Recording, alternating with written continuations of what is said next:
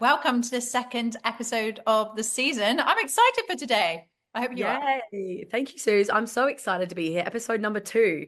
Episode number 2. One thing that's really exciting about today's episode is that Tiarna and we haven't prepared. We're going rogue. We're having a rogue chat. And first of all, how are you? Suze, I'm good. And we're going to introduce the topic. But I think, how am I? I'm good. But I feel like I'm going to say the P word this episode for some time now. So, what are we here to talk about today? Because I've been putting this off. So, there's 3 things that they say stall people, right? In life or time management. I hope I can remember all 3, but there's perfectionism. Yeah. Procrastination. Bing, bing, bing. Oh, let's Productivity. Yeah, there we are. Anyone who's listening, I find Tiarna extremely motivational because although we're doing exactly the same job, we're kind of a bit different at the moment. So last night I had 2 screaming kids trying to get them to sleep. I knew I had to do some work. I just knew I did. And Tiarna messages me. Obviously, she's ahead in time because she's in Dubai and she's in the office still at midnight in Dubai, in the office. This woman is so driven. She doesn't stop. And even Luke says this, like, you are a machine. I So think some people could say crazy, Suze. But by the way, I wasn't alone in the office, which made me feel much better. So what I found, what's really cool is at 1 o'clock in the morning, I looked around and there was still 6 people in the office working with me. And I'm thinking, are these people mad? Am I mad? What are we doing right here right now? We all kind of looked at each other and just kind of laughed. It was quite a nice moment because it was reassuring that I wasn't the only crazy person that does these weird hours. But I'm a night owl. So for me, 1 o'clock in the morning, I'm ready to rumble. I'm peaking performance. so tell me, at 1 a.m. though, like, I mean, surely people just fall asleep. That's like bedtime. What co-office works until like 1 a.m.? What the hell? Well, I'm in the co-working space that I'm working from is 24 hours. So 7 days a week, 24 hours. So you can rock in there at 4 a.m. if you want. And I'm sure there will be people in there at 4 o'clock in the morning, which is a little crazy. I think we all have different body clocks. And I've been battling this for years. I don't know what your situation is, Suze, but a lot of my friends, 2 of them in particular, are crazy morning people. They spring out of bed at 5 a.m.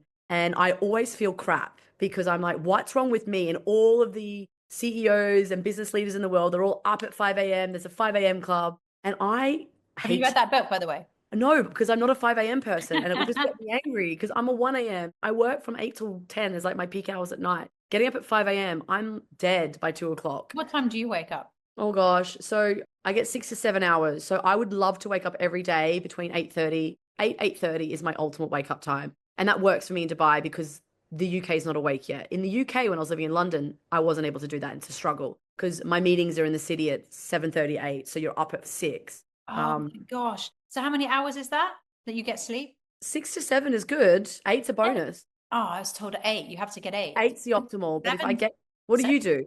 I used to get 6, but now I get 7 because I was getting sick all the time. And it was just like, I can't do this anymore. Maybe I should be getting 8, pushing up to, if I can get 7, but it's all about consistency, right, Suze? I think what I've realized, I would try and change my sleeping patterns. And one night you go to bed at midnight, one night you go to bed at 10, one night it's 2, it's 3. That puts your head in a complete frizzle dazzle. And yesterday I was looking for my AirPods. This is a confession. It's probably a stupid story, but I was looking for my AirPods. I'm like, where have I put my AirPods? And I'm looking around everywhere looking for my AirPods. I just had them in my hand. And I'd put the AirPods like over near the kettle. And then I'd put what doesn't belong in the fridge. And I'm sitting there thinking, why am I doing this? And I think it was because I was probably a little sleep deprived because I was in the office really late and I probably didn't get those 7 or 8 hours sleep. So this is a disclaimer that I do think you need 7 or 8, but I think mind starts to play tricks on you when you don't get enough sleep for sure. Absolutely. And my mind goes nuts. Mind. Oh, I was like, why? Why? Where's your head, Suze? Definitely plays tricks on us. We have many a story there. But I've just remembered the 3rd P. It's paralysis. So perfectionism, procrastination, and paralysis. So maybe that's what you were having there when you put something else in the fridge. Sleep paralysis. Yeah, sleep deprivation. Maybe. Yeah. You got paralysis from sleep deprivation. But I'm at the point right now in my life where I have had so much distraction in the last few months. Like anyone who knows me knows it's been pretty full on and it's been all fun and games. And I'm at the point now where I'm procrastinating. I get to work, I put my laptop on, I'm like, Mm. Okay, I've hit target. What am I going to do now? Oh, who's messaged me? My friends have messaged me. Oh, here's another voice note. Let me voice note my friend. Oh, who's on Instagram? What's going on? Who's looked at my story? Ah, it's so bad. So, what do you think? Should we talk about procrastination? I think we should, and I think I want to talk about it, but I also want to know. Yeah. I was looking at some statistics on this, right? And how many people suffer from procrastination. And there's some like, you get whatever statistics you Google, you'll get different results. But I think to reverse engineer it, have you ever met anyone that has not suffered from procrastination? Ever? I don't know, but there are Mm. some people who look like they are not suffering from procrastination. I think there's also different levels of this, right? Because you have told me that you've been procrastinating. I've been Mhm. sat in the same house as you, and you've just been multitasking. You've been speaking to a candidate while doing something else. First of all, we need to decide, I guess, what does procrastination actually look like? Because Yeah. to me, it's not doing the most, like, I think you've got three different types of tasks, right? As recruiters, there's impactful, which is making money. There's important, that is maybe writing up a profile or doing your candidate mapping. It's not in that moment making you money, but it supports the Yeah. impactful, so it's True. important. And then there's trivial, which is like, I'm going to message Tiarna. What's she doing? What's she billing this month? It's trivial, but it's still important. On I still need to put it in my day. Now, for me, procrastination is when I am doing more of the trivial stuff.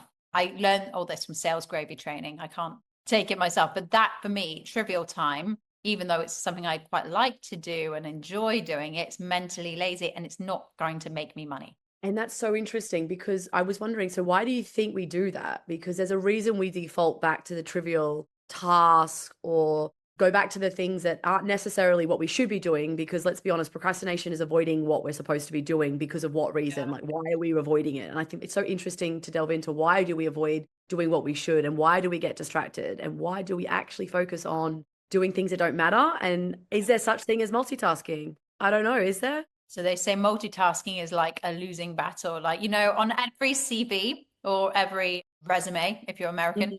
they always say, like, oh, I'm a really good multitasker. But if you do this exercise, which is like, say on one piece of paper, you've got A4 piece of paper, you do Mhm. A, B, C, D, E, F, G, all the letters of the alphabet, and then you do 24 on the other side. If you try and do one, A, two, B, you are going to do it a lot more slower than if you just go all the way down 1, 2, 3, 4, 5 to 20, 24, and then all the letters of the alphabet, because the brain has to shift between the two tasks. So multitasking is a losing battle, I So think. that's when you tell me I'm multitasking, I'm questioning now my work ethic because it's like, how effective am I actually being when I'm multitasking? And I know for a fact, not very effective because if you, and it's kind of like, is it procrastination? Is it ADHD? What is it? Because you pick up one thing and then you half finish it and then you move on to the other. And I think to your point with recruitment, the trivial tasks, I don't know about you, but I tend to find myself procrastinating over maybe when I'm worried about the outcome. So let me give you an example. So if I'm just recently start working with a client and I know the client, but I don't know the client as well as my other clients. And I meet a candidate and I think this person's great, but I start to question myself, are they right for that business? Or I have a question on the candidate slightly. Maybe they're not good at business development or they've had a couple of jobs or what is it? So what I then fall into, and I did this just consciously yesterday, I avoid the introduction with the client because I'm like, oh no, hang on. I'm scared that that's not going to be the right person for that business. That candidate's got a few questions on their CV. They're a really credible candidate. They come across great, but I'm questioning a few things. So what I then do is put the brakes on and I stop and I procrastinate and I move on to something else. And then all of a sudden, it's been 2 or 3 days and I'm still sitting on that decision and I've And moved someone on. else has placed the candidate or they've sent There you their go. profile. Oh And my gosh, that happens to me all the you do time. that too? Okay, good. Yeah. So we're not alone. And I'm hoping there's other people out there that do this. And often enough, I catch myself doing it. I did it yesterday and I thought, oh, just pick the phone up and call the client because all those doubts or that self-belief I have, 9 times out of 10, I talk through with the client, hey, this is my concerns about the candidate. This Yeah. is why I think they'd be great for you. The candidate's often enough, yeah, sure, I can totally see why you see they're good for me. Let's make the introduction. Or you're right, there's too many concerns. It's not going to be right. And then it's like that bit of cloud in your mind is now gone. Whereas what I do is create more box of issues in my head that are going on. And then by day 3, you've got all these little compartments going on in your mind. And it's like, psh, it's an explosion. Do you know what I mean? I think it's imposter syndrome. Maybe. That's I also think another. because I get it too. And sometimes, especially with new clients, when you feel like you've done a massive first meeting, they love you, they want you, and their expectations are right up there. And then if you come in and bring in the candidates down there, your imposter syndrome is saying, what if this is my only chance? But I think what you said is right. Pick up the phone, give them a call, tell them your concerns, be honest, let them figure it out. Let them, it's their fee to spend, it's their investment, as long as you're being candid, So right? true. Yeah. That to me isn't procrastination though. I mean, it is procrastination if you lose out on it, but at least you're procrastinating within the job, within the work. You're not spending hours on Instagram looking at, oh, this cream gives me better Botox than actual Botox, which keeps coming up on my Instagram, by the way. That's a good one, right, Suze? I think digital distraction is a huge procrastination driver. But are we blaming Instagram or are we blaming ourselves? Because I think we're quick to say, oh, it's Instagram that's making me procrastinate. And I'm scrolling on food videos and travel videos, which is what I'm looking at 24/7. I get obsessed in these rabbit holes for like 3 hours where I've looked at 5,000 food videos. And I'm like, whoa, I should be at the gym. I should be doing something. And then I'm like, oh, I hate Instagram. It's Instagram's fault. But no, actually, in that moment, there's like an emotional regulation going on with me because I'm the one that stalled my task to be scrolling for hours. Yes. At least you're being accountable, right? I think that's, Yeah. Well, yeah, accountable now that we're having this conversation, but I think when we're in that moment, we're all doom scrolling for hours on end and it's just such a time waster. But I'm like, why are we doing this? Like, what are we getting from that scrolling? but it drains your happiness as well. And it's Yeah, like, so it's a dopamine hit, isn't it? And that's the thing that I'm starting to become aware of. I love the phrase, name it to tame it. And I think cool. it's Mhm. like the first thing is like when they say you're an alcoholic or you're whatever, they say the minute that you say, I am an alcoholic is where you move forwards, right? And I think True. I am a procrastinator, help me, is my kind of like moment of like, okay, you've got an option now. Either you turn or you don't turn. And I'm a massive fan of James Clear. I post loads of his stuff at Atomic Habits because he talks about identity, right? So I could say to you, Tiarna, I am trying to be tidy in my kitchen. And I Mm, can keep trying and failing and keep trying. Maybe I'll have one good January and then it'll fall. But if I say I am a tidy person, like you look at Muslims or different religions where they don't eat meat because I am a Muslim or because I am, the minute you define yourself, I am a neat freak, then I will start thinking like a neat freak. So so that, true. It's affirmative speaking, isn't it? And actually, when you go to AA, the first thing you say is, I am Tiana and I'm an alcoholic. So you're putting it out there, aren't you? And it's, you've been to AA. You're saying, oh no. yeah, You've been I've to been to AA. AA with my best friend. She's a recovering alcoholic. So I went to AA as a supporter to support her, right? And I think it's so brave because they do exactly what you said. They come out and they speak about, they claim the issue at hand, which is the alcoholism, and they own it. And then there's obviously people clap, and it's quite comforting to be able to say that you are something, but then there's also the support there. So 100%. it's so true. And I think we need to be, maybe what we should be doing more is saying that we also, because I think what I hear more is people, I think I procrastinate or I'm like a procrastinator. But actually, what we should be saying to your point is, I am a procrastinator and I procrastinate. And then the next step will be, okay, so how do I stop procrastinating? Because I've now owned that I'm a severe procrastinator. Yes. And then I think is where the perfectionism comes in. So I don't know Mm, about you, but what I do sometimes, like, I'm not going to procrastinate today. Here's three things I'm going to do really well. And then mm. if I have a really bad day or a really sad day or a tired day or I don't get much sleep, I will beat myself up because I did not do those three things. And when I haven't done those three things, then I'm like, oh, well, tomorrow I might just as well procrastinate again because I hated failing yesterday when I tried to do these three things really well. So, what I've started thinking that I'm going to do, and I want to know what you think about this, is I am going to have a low energy day to do list, worst case scenario to do list, so that I'm still ticking off things when it is a bad day. What do you think? I like that, Suze. What's the frequency to your low energy day? How often are you having these days? So, one thing that's become a non-negotiable for me now is I always go to the gym in the morning. It just makes me feel less sluggish. It makes me feel like, well, whatever happens, if I don't do what I'm meant to do work-wise, at least my body will hopefully be getting decent in shape. So it's kind of like, okay, so that's like my minimal expectation. You're very good at that, by the way. And I witnessed that with you when you were out in Dubai, is you prioritize your well-being when it comes to exercise. And I'm inconsistent with that. I would love to be more committed to it. I mean, I love exercise and I religiously try to exercise like minimum 3 to 4 times a week, but sometimes I'll go a week or two and I haven't been to the gym and I'm feeling crap. But you're very good at being like prioritizing, not procrastinating, and actually saying no to things to go to the gym. And I think that's the skill set. It's being able to say no to things and be able to be selective with your time. Yep. And actually commit to what you're saying you're doing, which to your day that you're going to be having, is it a chance for you to do, like, what are you going to do on that day or that hour that you're having your activity of your no commitment? What did you call it? No commitment day. My low energy day. Low So energy day. I think for me, I don't know what you think about the Pomodoro technique, but for me, it's like 20-minute sprints. So, Yep. and sometimes it doesn't work. You'll put on your timer and you do 20 minutes, and then it'll be like, oh my gosh, Tiarna just called me. And now, like, it's half an hour's gone, and I'm like, and that's okay. So I think a lot of it is forgiving yourself and resetting. I think sometimes we think if we've effed up on that day and it's like 12 o'clock, we're like, oh, well, today's a failure. Well, no, today can still turn around. I think a lot of people think, oh, well, it's a bad day, let's rule it all out. And that's the worst thing that you can do. So if it doesn't always go to plan, so if that 20 minutes didn't, okay, well, the next one is going to be 25 minutes and I'm going to focus even harder. And what kind of reward will I give myself? Oh, I So like.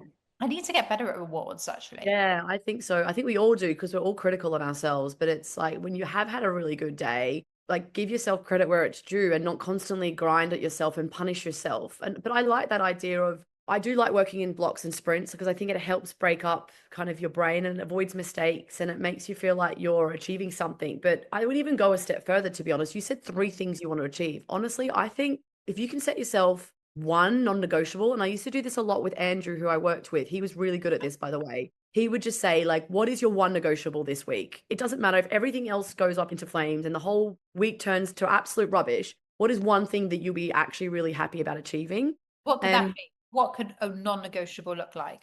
so an example would be booking a candidate meeting, having a coffee with a client, doing that gym class that you've been putting off. Like we used to do Barry's, so it'd be like getting in and doing a Barry's class, or in Amsterdam it'd be a Saints and Stars class, or something really intense that you're like, I don't want to do this, or doing a yoga class, or meditating every morning, whatever it is, just one non-negotiable and just do that. And the week goes on, you often forget. But if you get to Friday and you look back, you're like, oh God, I've had such a bad week. Everything went to flames. But then actually that one negotiable was achieved. You do kind of walk into the weekend with a bit of a spring in your step because you've achieved what you set out on Monday. Yes, that's a great reminder, actually, because although I like the process and everything, I got to a point where I was like, right, 30 names a day, headhunt, 30 names a day. I don't think I ever did it. I think I don't know if I did it. It's so bad. But I was like so proud that I had these 30 names. But then I was setting myself up to fail. Luke turned around to me and said, just get 3 interviews out. Doesn't matter how you do it, just get 3 interviews out. And it really worked. Yeah, What so about true. that, to be fair? 2 to And by 3. the way, it's actually easier that way because we're setting ourselves a smaller goal, which is more achievable versus setting something that's unachievable and is a bit of a, oh my gosh, it's a stretch to get there. Because I think then it's like the words of encouragement that you give yourself because you've achieved something, like you said, and then all of a sudden you have a dominoes effect onto being more productive and wanting to achieve more. But when you fall into that slump because you haven't achieved, it's really hard to get out of that slump. So true. It's so true. And it's like small steps, isn't it? It's like what I do love is that whole kind of feeling of like, right, I've done this, reward time, allowing time for the trivial stuff. So I know that I might get a phone call from my sister. I might get a phone call from my best friend, and I'm going to make time for that as long as I've done the non-negotiables. I love that one non-negotiable a week. And if you can make it, is this going to make me money? Everything I'm going to do in recruitment should be, is this going to make me money? Because I don't know about you, but I can write a profile and spend forever doing it. And then like, At the end of the day, is that it person how might not be available again by the time I finish the profile. What the hell, it's a juggling act, Suze, isn't it? I think that's also like procrastination probably also does a lot of crossover with time management, doesn't it, as well? Which Yeah. I think I really admire people that are really good with their time. And I've worked with some, Like you are. I really appreciate your compliment, but I don't think I'm the best time management person. And I think other people would confirm. But I think there's always improvement, right? There's always space to be better. But and I appreciate you saying me, but I also have worked with some people that I see that are just absolutely, they're weapons with their time and they're so assertive with their decision making. And it's always admiring, isn't it, to see where you can just like open and close tabs. So it's like you can have, I'm constantly feeling like I've constantly got tabs open everywhere. And it's like close down your tabs and then it clears your mind to be able to focus on the task at hand, which then naturally should avoid procrastination. Or clean your inbox. But the problem is like when people say that, Tiana's face then just like my inbox is not clean. But when people say that, then what I'm trying to do is like I'm spending like the next 45 minutes. Oh, this is lovely. I'm cleaning my inbox. But then no, I need to do the impactful task. I need to do what is going to make me money. And for me, having always been someone who's very disorganized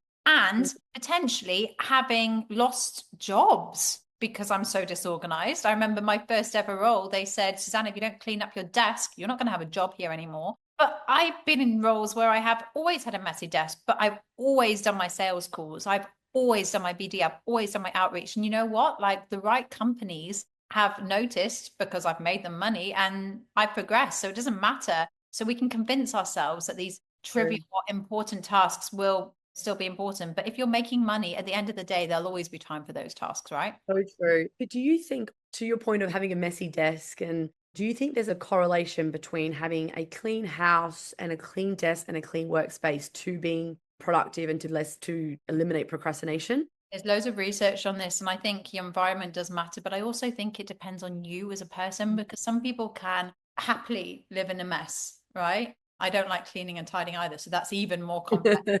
But is I can't. I have a cleaner every day because I need to feel like this is my sanctuary. But I think it depends on the person. I don't necessarily agree with everything needs to look tidy and then you can be productive. That might be true for one person, but you can't assume it's true for another one. What do you think?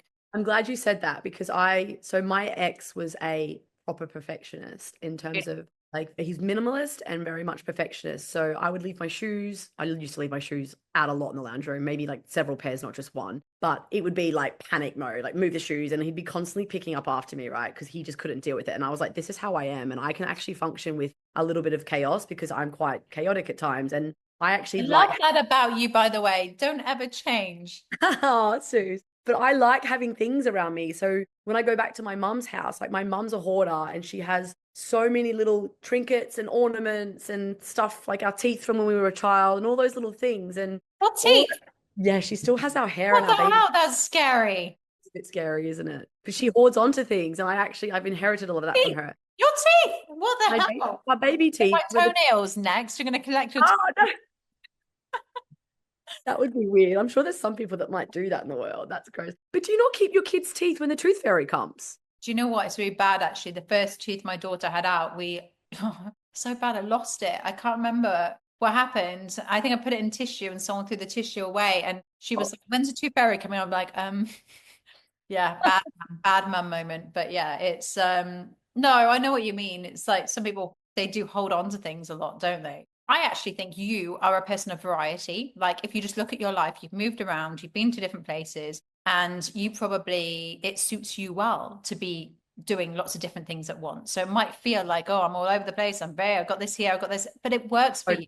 And it really does, Suze. And I think the more that we grow up, the more older we get, I think as well, for me personally, is you start to just be okay with what you probably used to be frustrated by. And we all have our quirks and we all have our ways of working and ways of doing things. And I kind of like that I can kind of live out of a suitcase and I can move around and be a bit of a nomad, but I can also be very professional and very routine driven at times. It's like it's being adaptable to your situation. So it is an interesting thought though about compatibility with people that are chaotic or that are perfectionists and how do they gel together? And they obviously say opposites attract, but I think that there is definitely an element of challenge in that because yeah, if you're living with someone that needs nothing around them versus someone that loves having stuff around them, like how do you balance that out? Yeah, it's true. One thing I do think though is always making sure that you look good. I mean, like my sister used to say to me, Susanna, you're so vain. Why do you have to do your makeup even to go to the gym? Why do you have to do your makeup to go out? Like you shouldn't care what people think. You should just be yourself. But you know what? It makes me feel good and it makes me feel ready for the day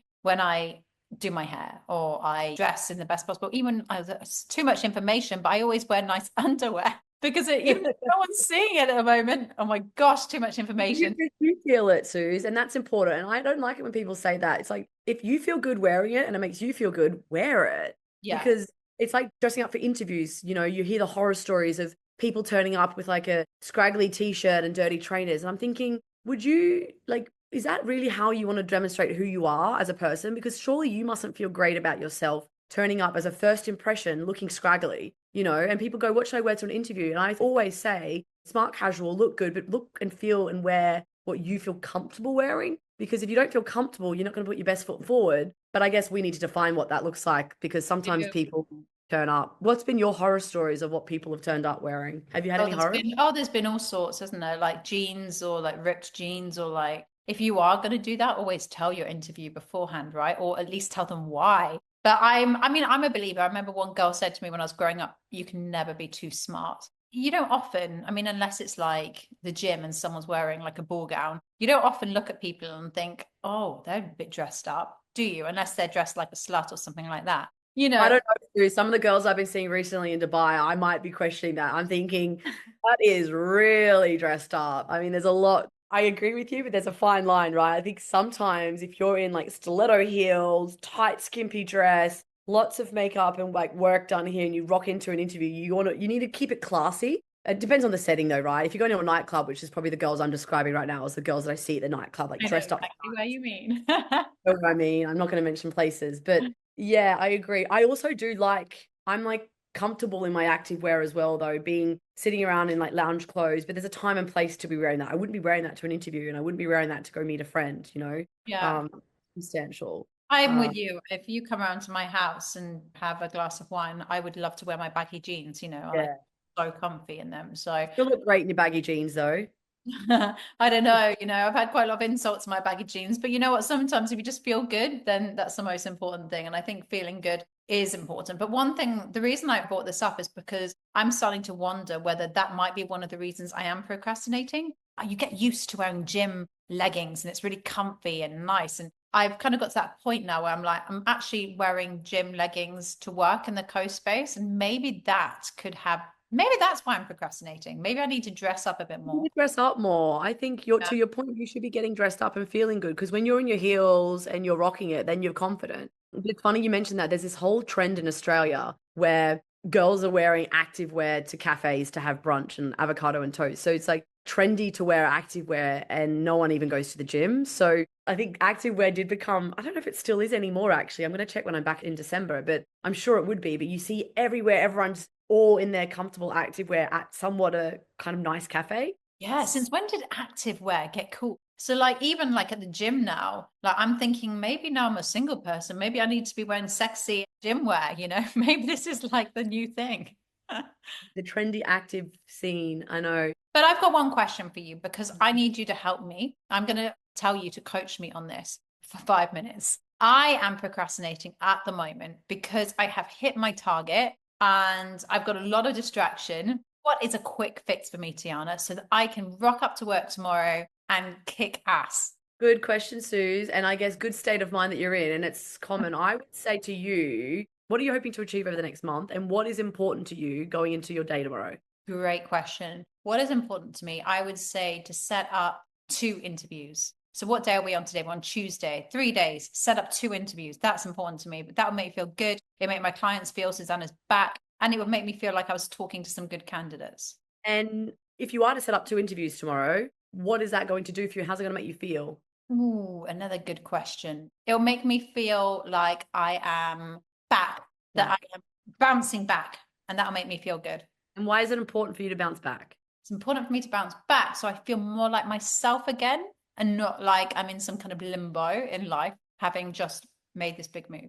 I love that, Suze. And I think that's so exciting, right? Because your face lights up when you talk about that. And that's more important. And it's like figuring out the why you're doing something and what's important to you is so important. And you get energy from talking with your candidates. So for you Yes. to set up some candidate meetings and have conversations with your clients and your candidates, that's going to get you from one place to another. And it's going to get you momentum. And you know what? In a week's time, you'll probably get into a slump again, as we all do for a day. But then it's also about like coming back to your root, like why am I doing this and what's important for me and what are your values and what are your drivers? And I don't know, I think you need to treat yourself, set yourself a nice goal, I would suggest. Buy yourself something special once you hit something in the next coming weeks. I love that. Whether it's like a nice bubble bath or something Yeah. else. So, and I think also putting things in your calendar, it sounds obvious, right? But I love what you just said there about the why. You want to do this, but what is the why? And then it comes to intentional piece, like how are you going to be intentional? How are you going to block out those distractions? And then when are you going to do it now? Like it's eat that frog. So WIN, win. There we are. Why? Love it. Intentional now. I've just created that. I love that. So I haven't heard that analogy in so long. We used to use that a lot in my old job. And it's do the task you dread the most the first moment you start your day. It's so true. So what's the task you hate the most? Or the task I hate the most. Be honest. Okay, I'm going to be really honest. I dread writing candidate profiles because I much prefer to have a conversation and talk versus writing. My strength is communication versus actually writing down anything. So I tend to put off, and then I've got 3 or 4 to write at once, and becomes a small task, becomes a big task, and then it Oh, becomes use bigger. ChatGPT to do that. Well, that's the problem is when I start writing them, I actually love it because I really understand my candidate and I start to be like, okay, this is going to be the right role for them. And I'm actually processing the person that I'm representing. So when I actually get into gear, it's actually really rewarding. But the actual idea of starting to write a candidate profile, I procrastinate on. But the reason I don't use ChatGPT for it, which maybe I could or should, is I generally like the process of it. And when I'm writing it, I find out, oh, I forgot to ask them how many clients they brought on in the past 12 months. So whereas if I just chucked it into ChatGPT, I wouldn't be absorbing the person I'm representing and I actually wouldn't be understanding. Do you know what I mean? Yeah, I do know what you mean, but you should definitely, and anyone who's listening to this should look Yeah. up how to do templates on ChatGPT. Mhm. You can create Yeah. your own templates. So, for example, if you know that's a question you'll be asking them, or if you know that you're going to say, why are they a good fit for this company? You can set up a little template. So when you're putting in your bullet points to ChatGPT, just from a call, or Zoom can do an AI note taking for you, then you just copy and paste in ChatGPT. It puts it into your template, which is on my ChatGPTs. And then you can add the bits after it. And it's like, if you're a person who struggles to get started, it's already almost halfway through for you. And you can just put those bit on the end. So anyone, honestly, I know that soon all recruiters will be using it and they'll be putting their own thing in. Because for me, the profile writing is one thing that I actually don't dread anymore because of that, because I don't have to spend ages. But yeah, I mean, maybe you I are. like that, Suze. I like that. And I think we need to all be kind of implementing AI into our workplaces because Oh, that's actually a question that we had on this episode. One of the questions that came through was, what is the best recruitment AI tool that you have used? what is the best recruitment AI tool that I've used? That's a really good question. And in terms of so I've been doing a demo recently with Recruit CRM, Okay. and it is a CRM system that the founder is a lovely guy, actually. This is a plug for you. Recruit CRM, I highly recommend looking at it. He launched the business with his father. His father was one of the leaders of Randstad India and scaled Randstad India to be very successful. And they've now launched this CRM and they built in artificial intelligence into the CRM to do all of the tasks that we were just describing we don't necessarily like doing. I'm only very in the early stages of testing it, and I will probably roll out and migrate to it at some point. But that would be the tool that I have been most impressed with. Saying that, there's so many tools out there now. There's RecView, which is really cool, which I believe, is it RecView? Oh, he's going to kill me for butchering his name. His name's John. He's an Australian. He's a recruitment partner, but he also has a video AI tool that transcripts all your conversations and sends them out as profiles. They come to mind. What would be yours, Suze? As I'm only allowed one, I mean, I love the automation outreach ones like Dripify and stuff for LinkedIn. But what I really like is Source Whale. And you know what really is bizarre? They stalked me and the experience has only been positive from them. Like I got sucked into a call and then I was like, why not? I think it was between 1 and 2 grand a year. Yep.